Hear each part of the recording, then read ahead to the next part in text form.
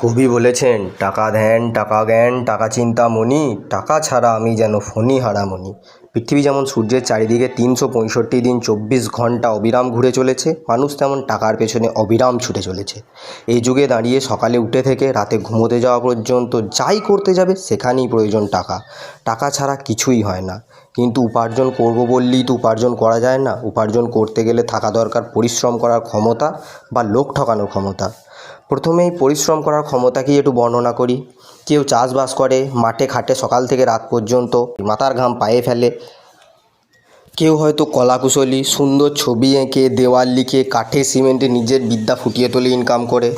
এবার আসা যাক দ্বিতীয় প্রকার রোজগারের পন্থায়। এটাও নিছক সহজ কোনো পন্থা নয়, কিন্তু পরিশ্রমী মানুষের চেয়ে অনেক বেশি টাকা। চুরিবিদ্যা মহাবিদ্যা যদি না পড়ো ধরা।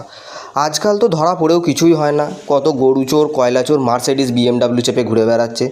শুধু সেই অসৎ পন্থায় টাকা কামিয়ে আবার সেই টাকা দিয়েই বড় বড় হনুদের মুখ বন্ধ করে দিয়ে। উপসংহারে এসে বলবো, টাকা কামাতে সবাইকেই হবে, টাকা ছাড়া চলা সম্ভব নয়।